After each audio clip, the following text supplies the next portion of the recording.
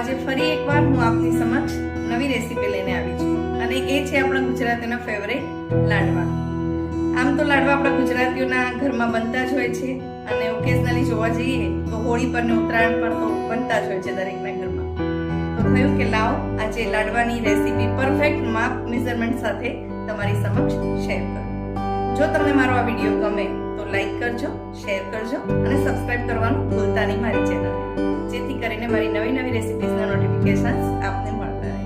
તો ચાલો હવે સ્ટાર્ટ કરીએ લાડવા બનાવવાની રેસીપી.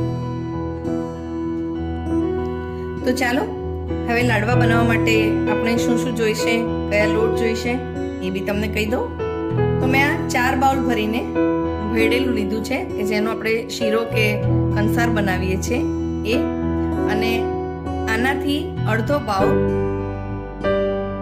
સોજી લીધો છે અને અડધો બાઉલ ચણાનો લોટ લીધો છે. ત્રણેય લોટ મેં મિક્સ કરી દીધા છે. હવે આપણે એમાં તેલનું મોણ નાખીશું.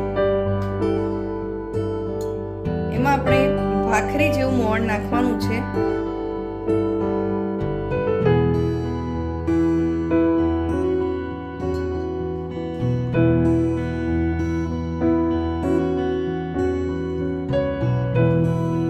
મુઠ્ઠી વળે એવું મોણ આપણે આમાં નાખવાનું છે.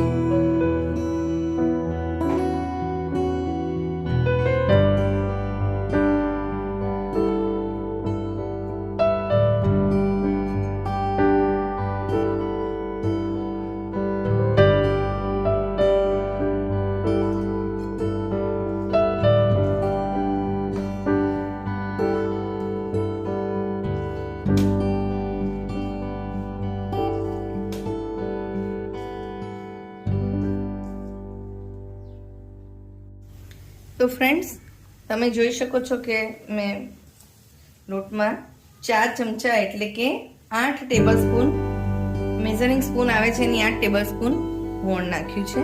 તમે જુઓ આ રીતે ભાગી જાય એવું આપણે મોણ નાખવાનું છે. અને હવે આપણે એમાંથી થોડા હુંફાળા પાણીથી થોડો થોડો ભેગો કરતા જઈશું અને એના મુઠિયા વાળતા જઈશું.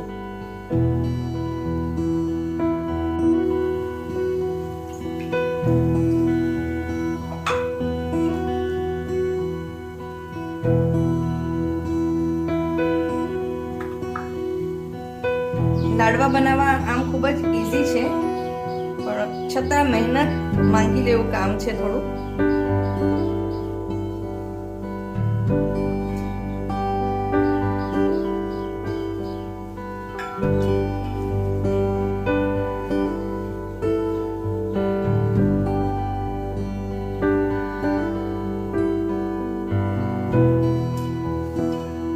થોડું હુંફાળું પાણી જ લેવાનું લોટ બાંધવા. આ રીતે આપણે થોડો થોડો લોટ ભેગા કરતા જઈશું.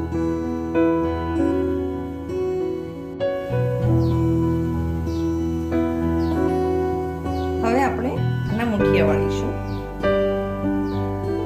મુઠિયા એવી રીતે વાળીશું કે જેથી સરસ તળાઈ જાય અંદરથી.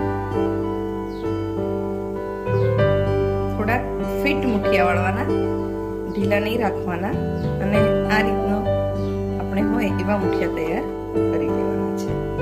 અને મેં બાજુમાં તેલ પણ મૂકી દીધું છે મુઠિયા તળવા માટે, એટલે સાથે સાથે એ બી થતું રહેશે.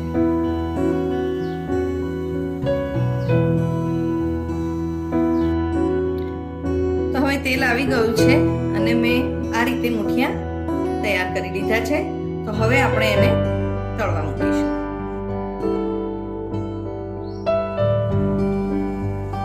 આપણે એક એક કરીને ધીરે ધીરે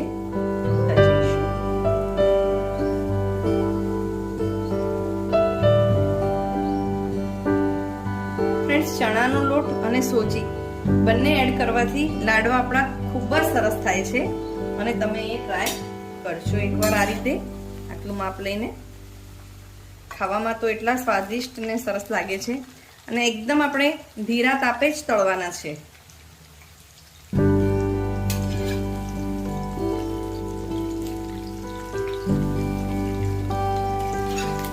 જ્યાં સુધી ગોલ્ડન બ્રાઉન ના થઈ જાય ત્યાં સુધી આપણે એને ફેરવે જઈશું અને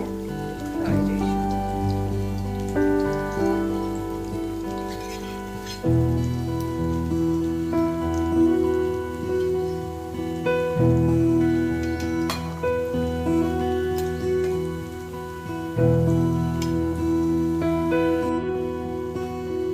હવે આપણા મુઠિયા રેડી થઈ ગયા છે તળાઈને. તમે જોઈ શકો છો એકદમ ગોલ્ડન બ્રાઉન કલરના થયા છે અને આ રીતે એમાં કાપા પડી જાય છે એટલે સરસ તળાયા કહેવાય. હવે આપણે એને ચોખા ચાળવાની ચાળણીમાં ભાંગીને જેટલું ચડાય એટલું કાઢી લઈશું અને બાકીનું આપણે મિક્સરમાં કરીશું.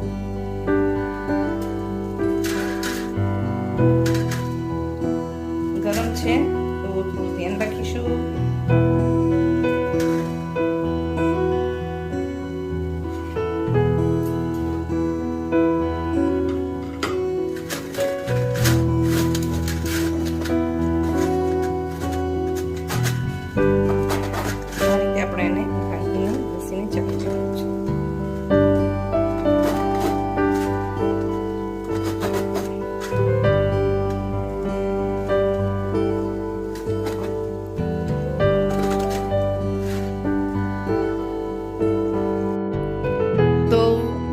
મેં છે ને બધું જ ચાળી લીધું ઘસીને અને પછી જે બી થોડું ઘણું વધ્યું હતું એને મેં મિક્સરમાં ક્રશ કરી દીધું અને એ પછી બી ચાળી લીધું. તો તમે જોઈ શકો છો આવું દરદરું આપણું મિશ્રણ તૈયાર થયું છે અને હવે આમાં આપણે બધું મિક્સ કરીશું. તો ફ્રેન્ડ્સ, હું તમને કહી દઉં કે મારે ખાંડના અને ગોળના બંને લાડવા બનાવવાના છે એટલે હું અડધા ખાંડના કરીશ અને અડધા ગોળના કરીને બતાવીશ. તો ચાલો હવે બીજું બધું મિક્સ કરીએ.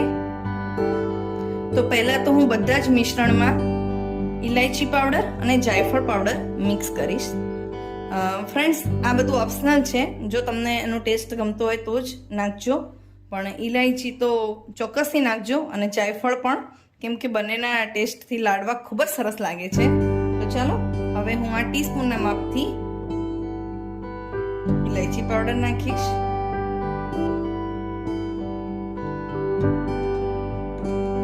અને આ ટીસ્પૂનથી જ જાયફળ પાવડર નાખીશ અને હવે બધું આપણે મિશ્રણ મિક્સ કરી દઈશું. ફ્રેન્ડ્સ, તમે તમારા ટેસ્ટ એકોર્ડિંગ વધતું ઓછું નાખી શકો છો. કોઈને ઇલાયચીનો ટેસ્ટ વધારે ભાવતો હોય તે પ્રમાણે નાખે અને જાયફળનો ટેસ્ટ બી થોડો વધારે ભાવતો હોય તે પ્રમાણે નખાય.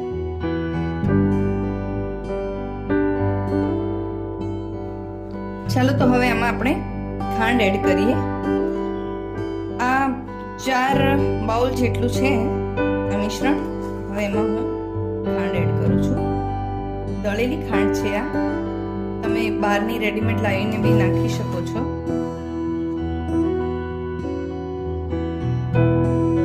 ગોળ પણ બી તમારા સ્વાદ અનુસાર એડ કરી શકો છો. પહેલા આપણે ખાંડ અને આ બંને મિશ્રણ એકદમ સરસ મિક્સ કરી દઈશું અને એને 2 હાથે આપણે આ રીતે કરીને મિક્સ કરીશું.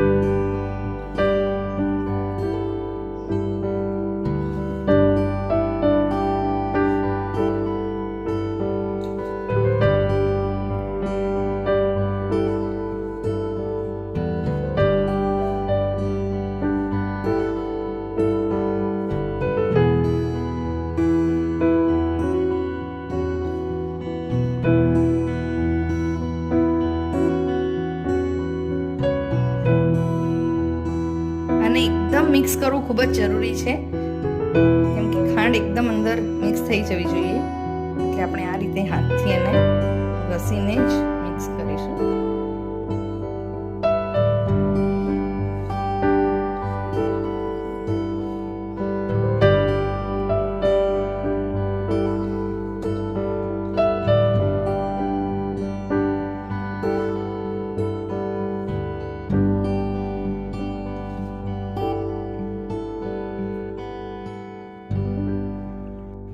હવે આપણે ખાંડ બરાબર મિક્સ કરી લીધી છે. તો હવે ગરમ કરેલું ઘી એડ કરીશું આપણે.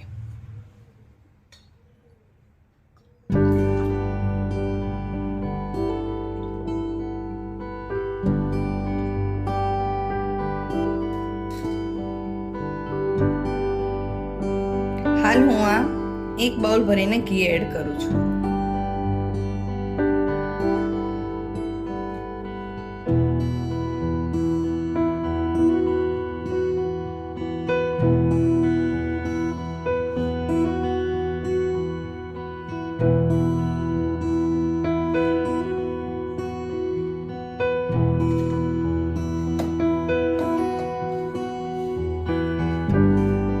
હવે આપણે ઘી સાથે બરાબર મિક્સ કરીશું. ઘી ઓછું લાગે તો આપણે એને થોડું પાછળથી એડ કરીશું.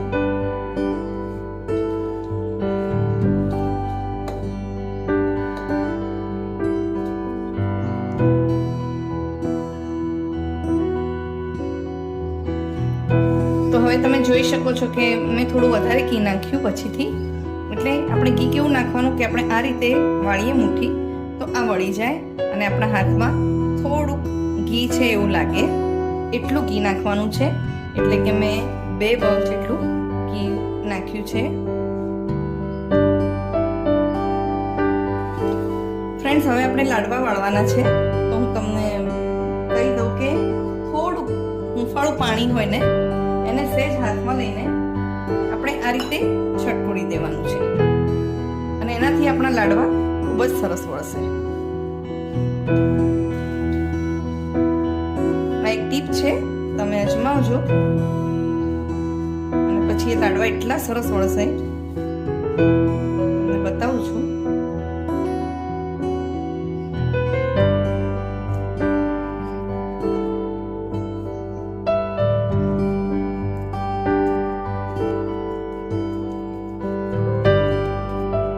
બધા આવી રીતે ગોળ ગોળ જ વાળતા હોય છે, આ રીતે કેમ ગોળ ગોળ કરીને. પણ હું થોડા બેઠલા ઘાતના વાળું છું. આ રીતે કરું છું હું. અને ખૂબ જ સરસ લાગે છે લાડવા. દેખાવમાં બી મસ્ત લાગે છે અને કોઈને આપણે થાળીમાં આપીએ તો ગોળ હોય તો એટલું સારું નથી લાગતું, પણ આમાં મસ્ત લાગે છે.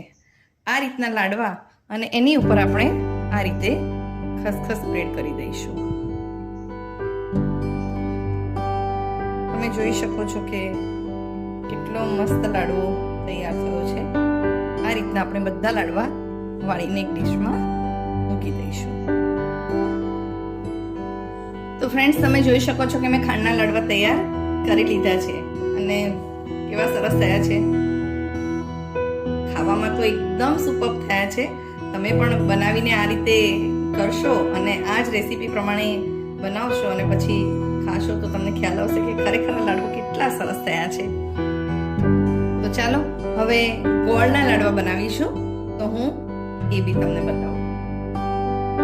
તો હવે ગોળના લાડવા બનાવવા માટે આપણે ગોળ મેલ્ટ કરવાનું છે ઘીમાં. તો એના માટે ગેસની ફ્લેમ કરીશું. એમાં 2 ચમચા જેટલું,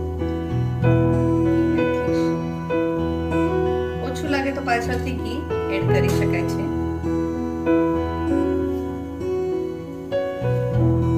અને મેં 500 ગ્રામ જેટલો ગોળ સમારીને રાખી દીધેલો છે.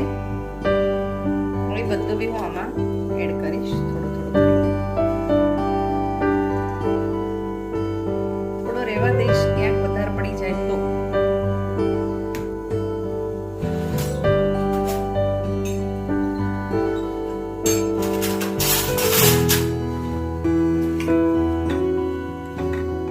હવે ધીરા તાપે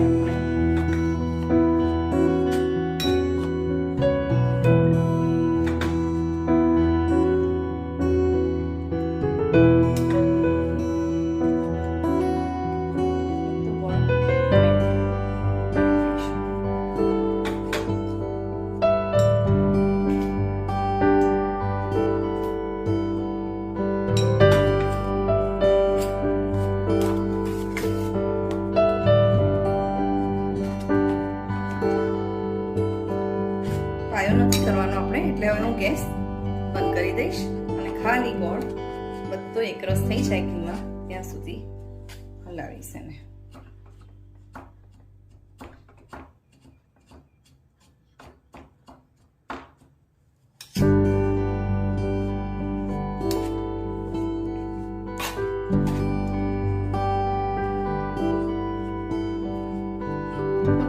પરફેક્ટ માપ તો ડિસ્ક્રિપ્શનમાં લખી દઈશ.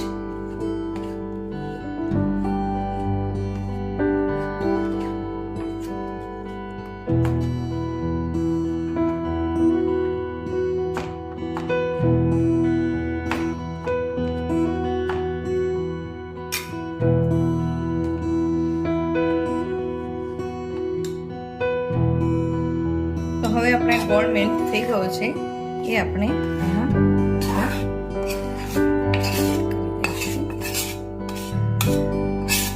હવે આપણને મિક્સ કર્યા પછી જો મોડું કેવું લાગે તો પછી ગોળ પાછળથી એડ કરાશે અને ઘી બી ઓછું પડે તો પાછળથી નાખી શકાશે.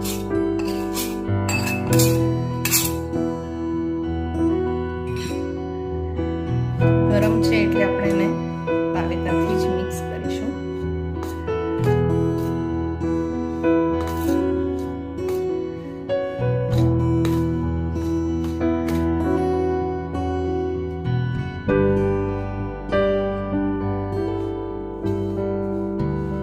હવે આપણે એને સરસ હાથથી મિક્સ કરીશું.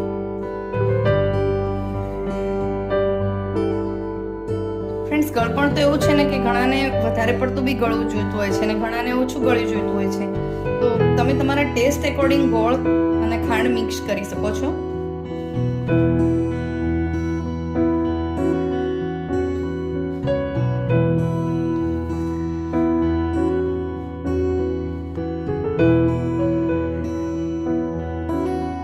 થોડુંક ઘી મેં સાઈડમાં કાઢી લીધું હતું, એ બધું એડ કરી દઉં છું. ગોળ ઘી મેલ્ટ કર્યું હતું એમાંથી થોડું ઘી મેં સાઈડમાં કાઢી લીધું હતું કે વધારે ના પડે, એકદમ લચપચ થઈ જાય તો બી મજા ના આવે. જોઈ શકો છો કે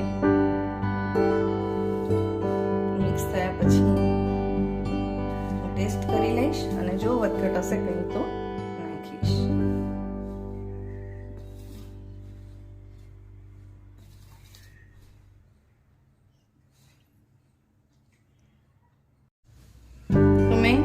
ગોળ અને ઘી એડ કરી લીધું છે.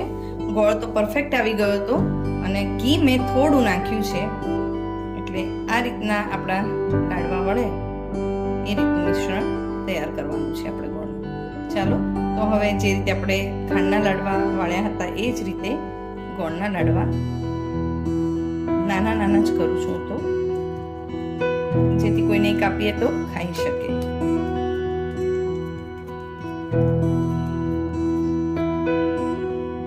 છે ને મસ્ત લાડવો.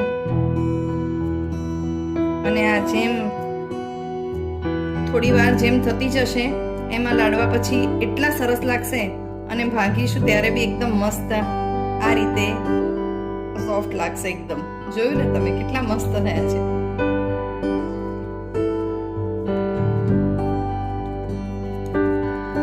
તો હવે બધા જ લાડવા હું આ રીતે વાળી લઈશ.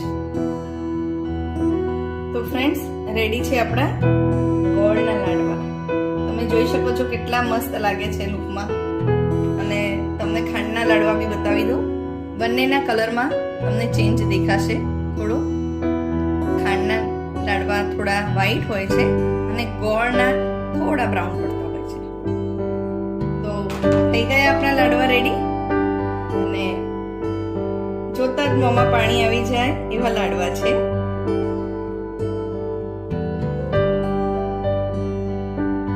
તમે પણ આ રેસીપી ચોક્કસથી ટ્રાય કરજો. મિત્રો, લાડવા એવા હોવા જોઈએ કે આપણે એને જ્યારે બી ભાગીએ તો વેરાઈ ના જાય, એટલે એને પરફેક્ટ માપ સાથે બનાવવા પડે છે.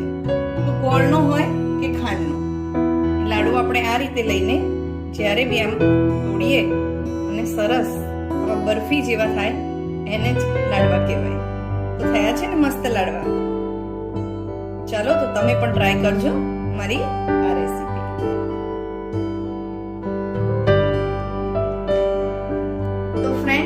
આપણા લાડવા તૈયાર છે. તમે જોઈ શકો છો કે કેટલા મસ્ત લાડવા બન્યા છે અને એ તો ખાવાથી જ ખ્યાલ આવે કે કેવા બન્યા છે. તો મારી આ રેસીપી તમને લોકોને ગમી હોય તો લાઈક કરજો, શેર કરજો અને મારી ચેનલને સબસ્ક્રાઇબ કરવાનું ભૂલતા નહીં, જેથી કરીને મારા નવા વિડીયોઝના નોટિફિકેશન્સ આપને મળતા રહે. અને આ રેસીપીના ઇન્ગ્રેડિયન્ટ્સ પરફેક્ટ માપ સાથે હું ડિસ્ક્રિપ્શનમાં આપી દઈશ. તો ચાલો હવે મળીશું નેક્સ્ટ રેસીપી સાથે ટૂંક સમયમાં. Thank you.